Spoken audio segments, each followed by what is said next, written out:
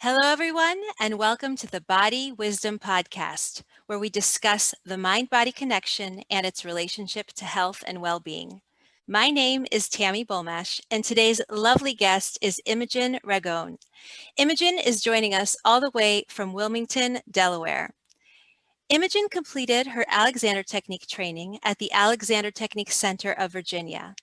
She has spent the past 15 years as a certified Alexander Technique teacher and has been a student for over 20 years. She developed her own unique approach called BodyIntelligence, integrating mindset, posture, and self-care to give her clients practical strategies to relieve and prevent stress and tension so they can achieve their goals and feel great. Her work is dedicated to dealing with stress effectively as stress manifests itself in a variety of different ways. Imogen came to the Alexander Technique because she was suffering from physical stress in the form of chronic neck pain and tension. In fact, there were emotional and mental stresses too. She just didn't realize it at the time. While initially Imogen was only interested in relief from the pain and tension that had taken over her life, she soon discovered other benefits way beyond anything she had imagined, including a sense of ease and flow in herself and the way she moved, more energy, increased confidence in herself, and a renewed joy in life itself. Hi, Imogen, and welcome to our show. Hello, and I'm very, very pleased to be here with you. Well, I am so happy to have you. First of all, no one's heard you yet, but I know from my own experience of chatting with you that your voice is very, very soothing and relaxing. And our listeners are in for a real treat. I've told you that many times before. That could be one of those apps, those calming apps that they have. You have such a lovely, lovely voice. So, Imogen, I wanted to talk with you today about stress. We all know that this pandemic has affected everybody differently, but I think we can agree that stress and anxiety have increased for many people, if not most people. And the options for managing stress are very limited, unfortunately, these days, because things that we wouldn't think about before, like going to the gym or on some kind of vacation or to even a spa retreat, are there are so many restrictions and limitations because of the pandemic that we don't have those options. But there's still that growing need for self-care. And you recently wrote a wonderful, beautiful article for our Body Wisdom publication called 12 Easy Ways to Relieve Stress in 2021. And I personally found this really helpful. And I wanted to share some of your valuable tips with our viewers and listeners today. So before we get started, I just wanted to ask you what inspired you to write this piece?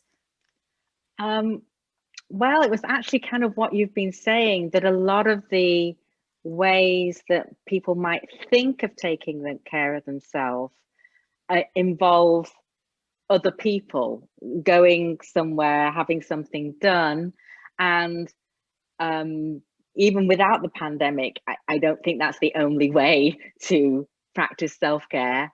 But especially in these times when it's more restricted, to really know that there are just some really simple little ways that we can personally take care of ourselves, that are easy to do. It's just really valuable, Yes. especially right now. Yeah. So. Absolutely. I agree. I think especially right now, we need more of this. We do turn to literature, to writing when we can't actually go outside. And I think articles like yours are extremely helpful. And you started your article with a quote by Amelia and Emily Nagoski from their book Burnout: The Secret to Unlocking the Stress Cycle, which says physical activity is the single most efficient strategy for completing the stress response cycle. And I completely agree, as many of us are struggling to move more these days, especially if we're spending so much time at home. Could you suggest some ways to get the body moving if we can't go outside, often because of either the pandemic and the risk of exposure or even cold weather? Sure. And I am actually a daily walker, and thankfully where I live, I'm not in a big city and it's easy to get out and walk. outside. So definitely, if you can get outside and be nice and distanced and safe and move, get out and do that. I think there's been lots of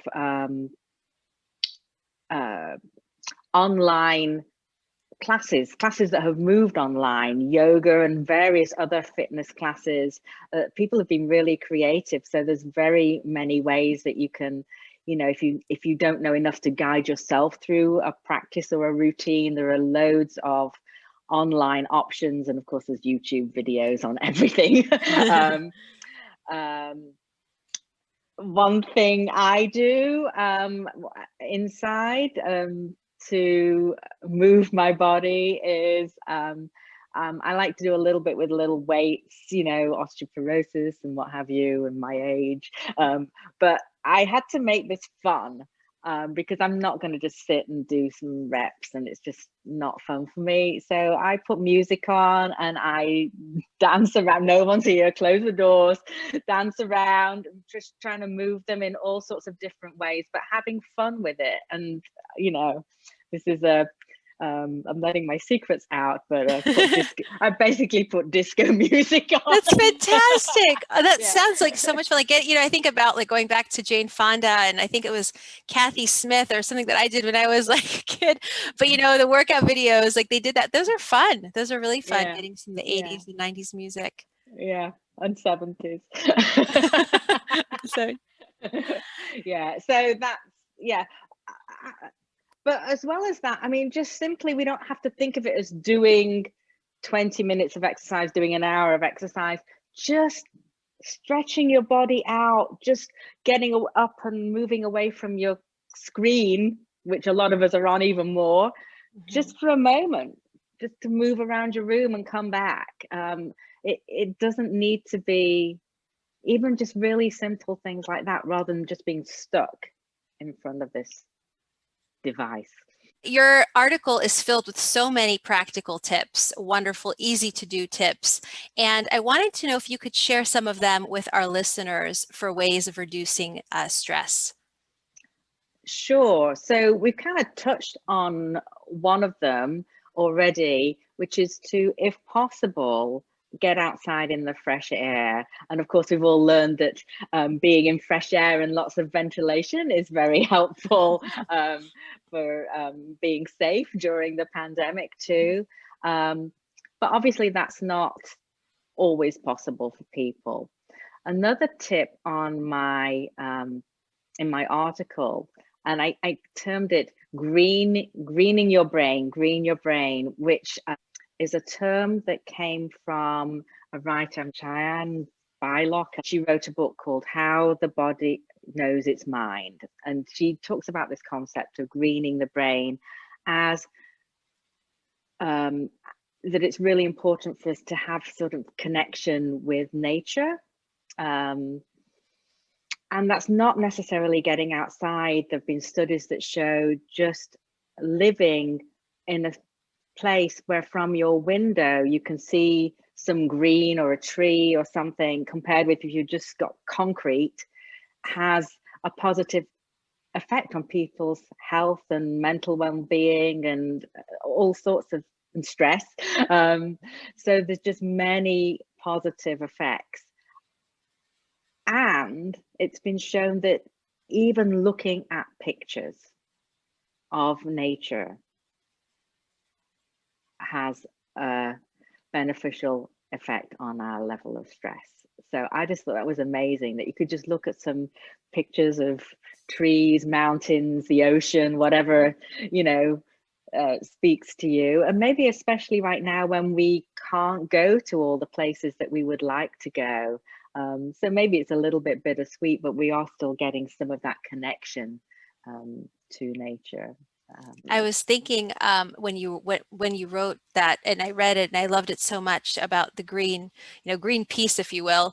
That's part of what I love about road trips, just being in the car and just seeing the green before everything turns into shopping malls. But I do love seeing the green terrain. It's so soothing, and it's something that I always associate with like relaxing in a car when I'm driving. And when I saw it in writing, it just was like, aha, yes, that's a thing. It really, the studies have proved it. Yeah. But you're just reminding me, when I was training to be an Alexander teacher, I lived in or just outside Richmond, Virginia. Mhm. And my training course was in Charlottesville, Virginia. So it was about a 1.5 hour, 1 hour and 20-minute commute. And there were a few of us that carpooled every day to do this. But we basically had this, we got out of the city and then we had this, it was along the highway, but it was kind of going into the Blue Ridge Mountains. And it was just like, we would see the seasons change because it was different. Even just that little drive, we'd see it kind of all added to my Alexander experience. And I'm just putting that together right now. So. Yes, that's wonderful. Are there some other tips you could also share from the article? Yeah, well, I was thinking so these are all really simple things. And one of the tips I put was breathe out. So it wasn't just breathe, wasn't take a breath, which we hear so often. And you've probably had the same experience as me, Tami, as an Alexander teacher, that sometimes when people take a breath, they actually are putting a lot of undue tension and stress into their body. The way that we do it, we kind of are trying to force it. And so breathe out, and that can then pave the way for a natural, maybe deeper in-breath to happen. So if you notice that you're holding your breath or that your breath feels restricted, rather than, oh, I must take a breath, just let it out. And then the breath can come in. We have a practice or a procedure in the Alexander technique, I'm sure you're familiar with, called whispered R, which is about more than the breath, but it involves breathing out in a specific way on a sound that sounds like R.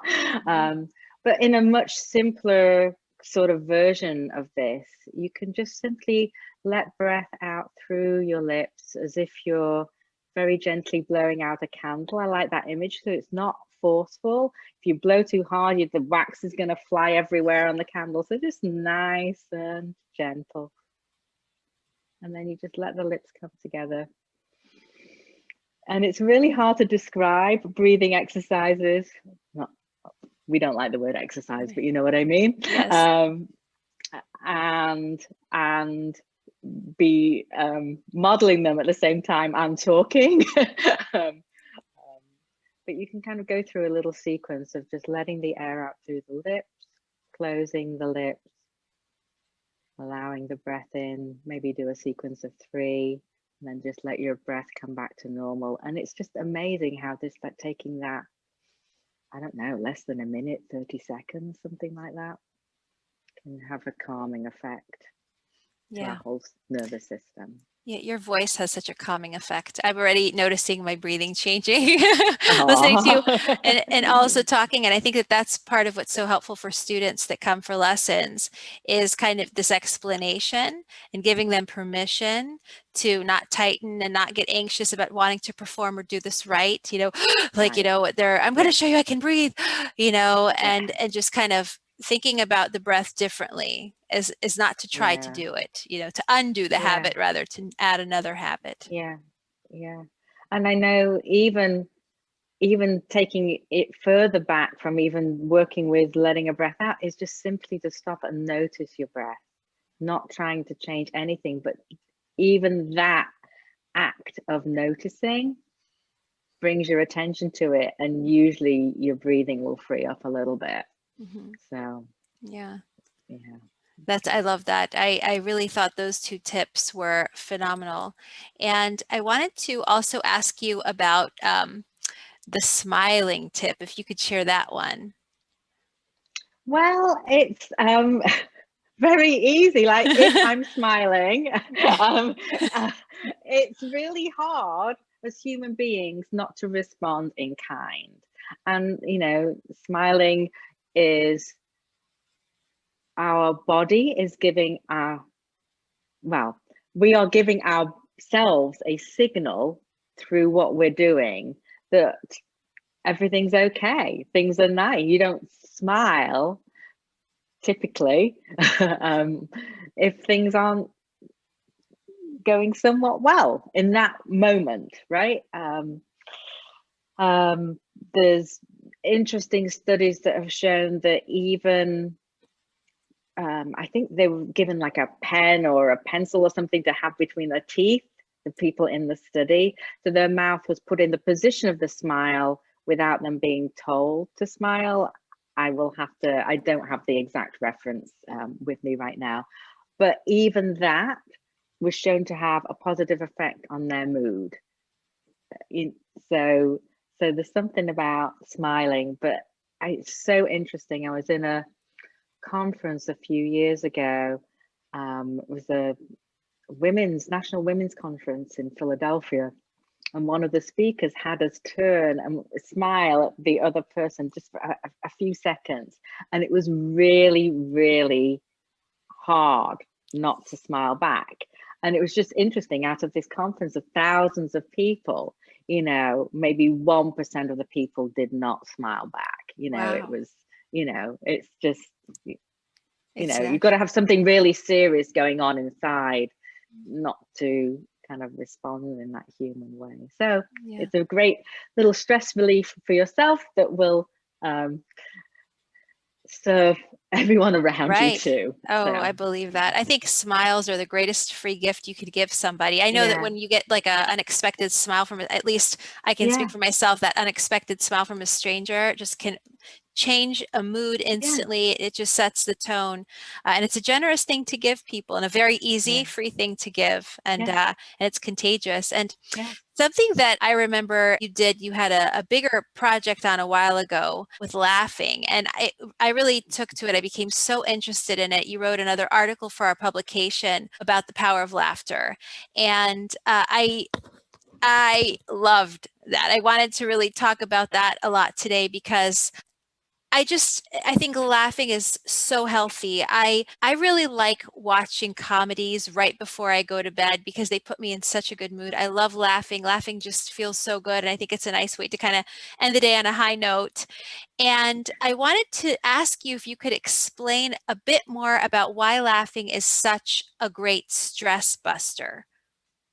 Well, I think partly is what we've already been talking about with the smile. When we're in it kind of to the power of, I don't know, 10 or whatever, but we're, you know, really giving ourselves the signals that we're safe, everything's okay, everything is good. I think as well with laughter, you know, you're really getting your breathing going. Talk about the breath. When we've been laughing, our breath gets deeper and our diaphragm's working and getting oxygen to our blood. I did a little training a few years ago in something called laughter yoga. Very, very different from the Alexander technique. This is a one weekend training, but it was so much fun. And basically the premise is that you laugh for no reason to get the benefits of laughter. Apparently, I can't remember the statistics, but children laugh so much more just throughout the day than most adults. You know, most children, obviously circumstances can be different, but most children, you know, it's just, they're just laughing and laughing, and you know, and most adults, it's not that they won't laugh, but it's not like that. We're a tougher audience. And maybe think we've got to be mature and sensible, and you know, so this laughter yoga is sort of giving you permission to laugh and get into that kind of childlike playfulness. And there's shown, you know, benefits of sustained laughter for 15 to 20 minutes, you know, can be measured. It's a bit strange when you do it because it's, you know, but Yeah. It's very interesting how you might start off doing the laughter exercises and you just kind of going through the motions, you know, but it has so quickly becomes real. And before the pandemic, you know, you'd be in a room with other people and you'd be making lots of eye contact and really getting that those mirror neurons and signals from everyone. But even on Zoom, we've been doing it on Zoom once a week, just a half hour, and there's a connection. It gets going. You guys got to get over this is really silly. But that's kind of the point. Right. But yeah, comedies, silly cat videos. Yes, you love Yeah, cat videos. I do. Yeah, Pumpkin. yeah. My two cats, one Yes. particularly, has gained a little fame. So yeah, No, yeah. they're adorable. Animals are so cute and innocent, and they're just funny, I think, when you catch them in moments because they are so childlike in many ways. And it's a great source of happiness. And I know when you see all these funny memes and things on the internet, you know, they just make me laugh. It's funny. But I think even if laughter and smiling, if they're kind of simulated, they still have the same benefits Yeah, of if being done willingly, right, that's right, the key. I mean, we've all sort of grinned our way things sometimes, and that doesn't have, you right, know, quite the same effect. But as long as we're doing it willingly, apparently the effect is the same.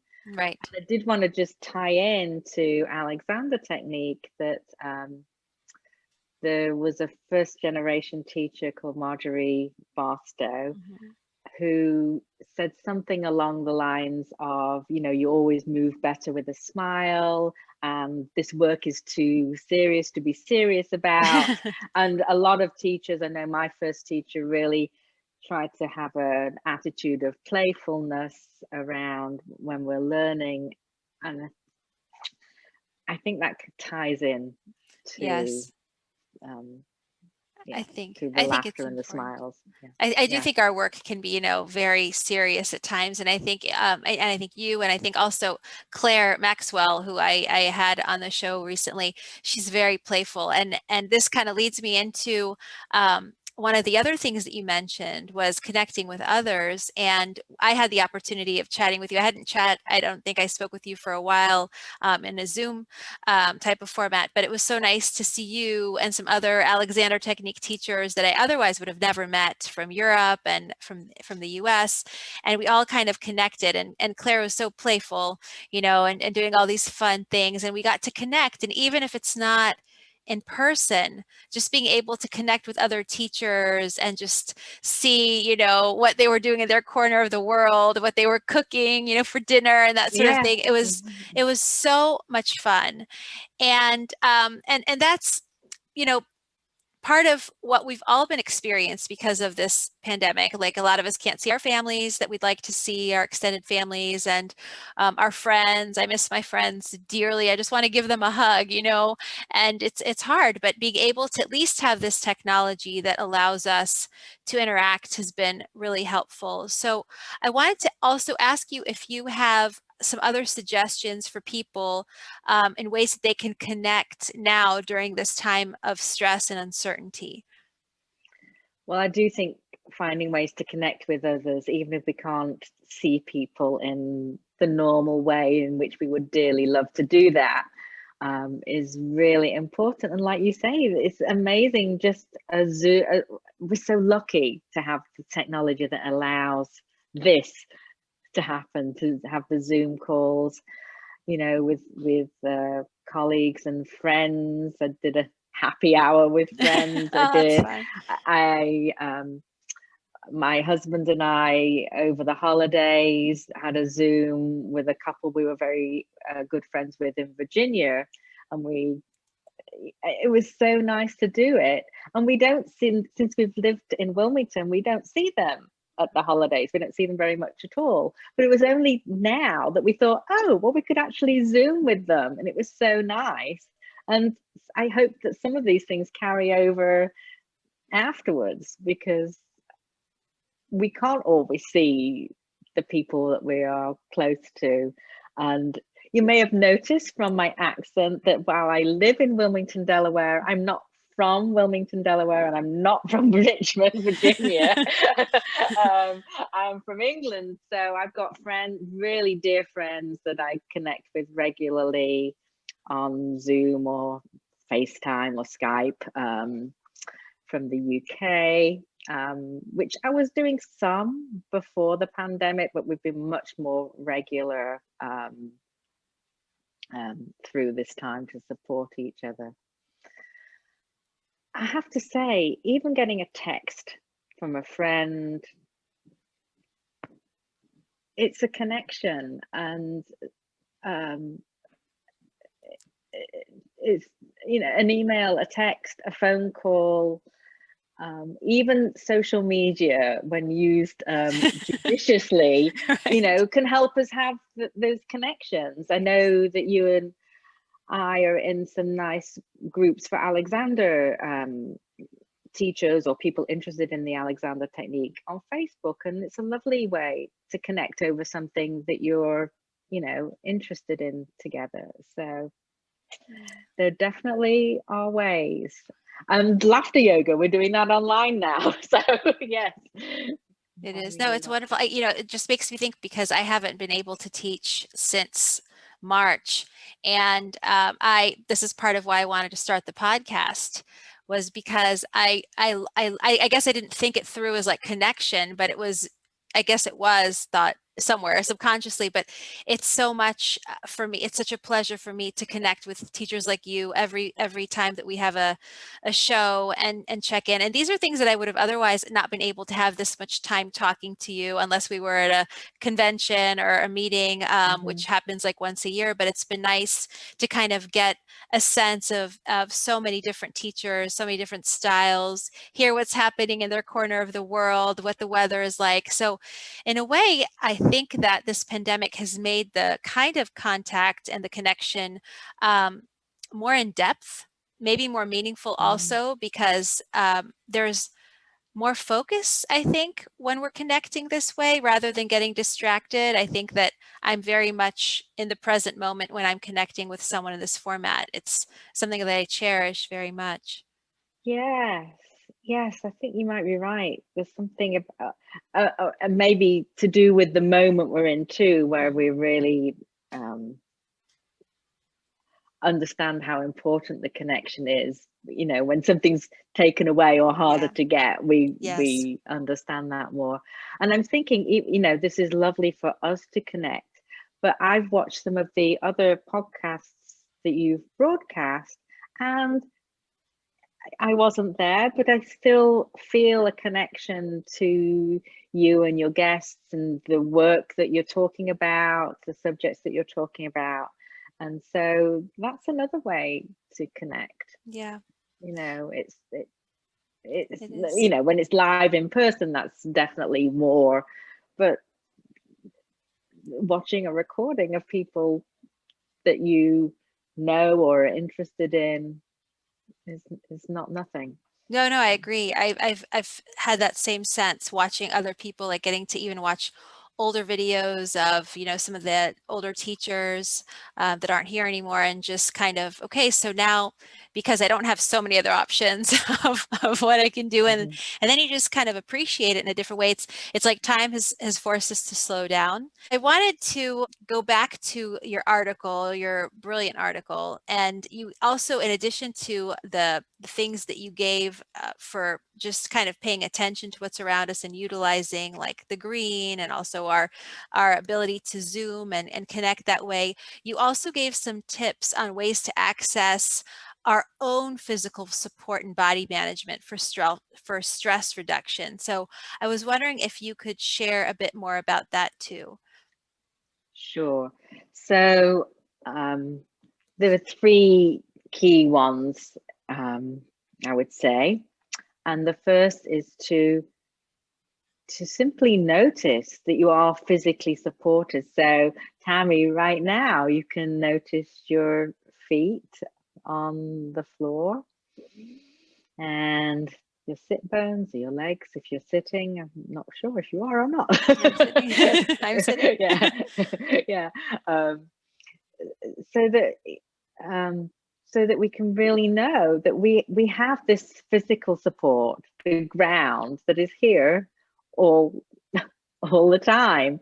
And simply noticing it, one, it can kind of get us out of our head. The ground is there, we've got our connection. You could even just sort of stomp your feet a little bit to really kind of sense that in yourself. But it also brings us to the present moment, which is also taking us away from all of that. And again, these can be just moments. You have a moment of noticing your feet on the ground, and then you're into whatever your kids are doing next. You know, it's not like I've always got to be noticing my contact with the ground. It's no, you can have a few moments where you connect with that. There's much more that could be gone into, but I think that's simple enough as the essence of that. And then I would build on that, or it can be a different way of noticing what's going on right now, and that we actually have support from the space that we are in. So right now, you can notice that there is space above you, there's space behind you, the space in front of you, beyond the screen that you're looking at, the space to either side of you, below you, and in every direction. And well, I don't know, did anything change for you just simply bringing your attention to that? Yeah, it kind of, I feel my own space more when I'm aware of it. I think that that's part of, we could so easily, even pre-pandemic, get so lost into our phones where we just, you know, go like this, or our screens. And when you kind of take that moment to kind of think, okay, you know, my feet are being rooted into the ground, my head is going up to the sky or ceiling, and when you think that way, then it's, you become more aware of the space that you take up. And then when you become aware of the space you take up, then you can pay attention to the other space, you know, that's around you as well. And I think that that's important to keep reminding us to do. It's not something that, I mean, I'm sure there are Master Alexander Technique teachers that are always aware and always conscious because they've been doing this for years, or maybe for the majority of the time. But I think that especially because of the pandemic, so many of us have been thrown so many curveballs, and old habits have kind of resurfaced and new habits have been made. And so kind of regrouping, reconnecting, reassessing where we're at, it needs to be a constant reminder, because we are spending significantly more time sitting down and in front of screens than we were before. Yeah, I think this screen, so so we're so focused on this, and that's why I kind of was like making funny faces when I was saying like there's space actually beyond that thing that you're looking at. Right. Yeah, but there's also just space behind, there's space behind you and above you. I think that to me, when I'm on this thing, those two are the most helpful. And I like this idea of space between as well, the space between me and the screen. That that could be an idea anyone watching could play with. It's also fun just to look around the space you're in and look at the spaces between the things. You know, I can see a picture in a window in front of me, but there's a space between the picture and the window, and it's kind of what you said. When we're aware of the space that there is, it opens up the space that is within us, or Absolutely. So that's, if the stress is tension is contraction, space is releasing that. Yeah, I think even something that you mentioned, like thinking about, let's say, a wall between two windows, and when you look at that space and you're aware of it, I think it can think about your back widening like that space between those two windows. So even if you think about your head, the back of your head, the top of your head, when you think about those parts of your body that you're addressing at the moment, it kind of wakes up certain muscles that may have not been woken for a while, and underused, and then we kind of reuse them. So it's this mindful meditation. I've heard the kind of embodied mindfulness used as a kind of way of talking about the Alexander technique, or mindfulness in action, things like that. But thinking what you were saying, like looking at the spaces between, like between the picture and the window, the wall, right? I think looking in a non-habitual way around us, again, gets us out of the habit, which again, our habits are usually tension in some form. And so it enables us to release that a little bit. And Yes. there's a little bit is everything.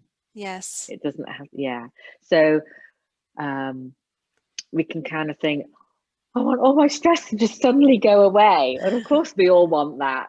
But if we can just calm things a little bit, we're moving in the direction of ease rather than the direction of stress and tension. And we're interrupting going more in the stress direction. Yeah. Yes, a little bit less. Instead of thinking about, getting it all eradicated, it's just like a little less time stress that day. So like maybe you took 5 minutes off of stress today by thinking about these things, or tomorrow it'll be 10 minutes. Yeah. So instead of thinking I just want to have a stress-free day, it's just, a little bit at a time. What do you think maybe one of the most important things that we can do for ourselves these days is? Well, one, or I can actually think of two things. And one is actually something that I didn't write about in the article that came to me, is so obvious, is rest and sleep. Yeah. And sleep can be tricky, but we can rest. So I'm finding times to rest. And there's a wonderful Alexander practice that one of the terms that's used for it that I tend to use is constructive rest, also called active rest and semi-supine. But it's a lovely way of lying down on your back with your knees elevated, your head is supported, and it's just a very supportive position for your body to let go into. There's many resources about that, but that's a super way to rest your body for a few minutes during the day if you have the opportunity to. The other thing that I really wanted to mention, which was the final tip in the article, is self-compassion. We can start beating ourselves up so easily for all sorts of things. For instance, not doing the self-care or stress relief that we should have been doing. And we can just layer these shoulds onto ourselves. And just really important to know that we're always just can start from wherever we are right now, that it's human to make mistakes and to not do everything the way we want to, and not be perfect. And there's a lovely, if I can find it, I can just read out those words. So there's Kristen Neff wrote the book called Self-Compassion, and she developed this sort of self-compassion mantra to help you when you're in a kind of that moment where you're just down on yourself and whatever.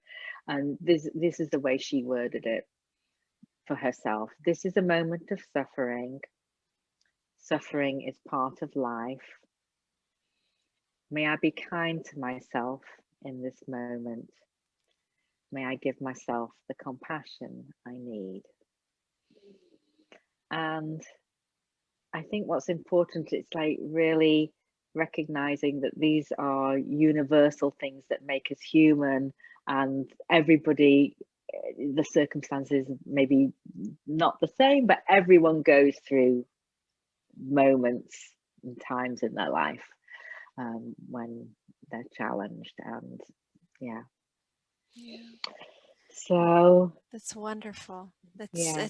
It's so what, and it's so needed. I think that so many of us beat ourselves up. More self-compassion, Yeah. just more and more.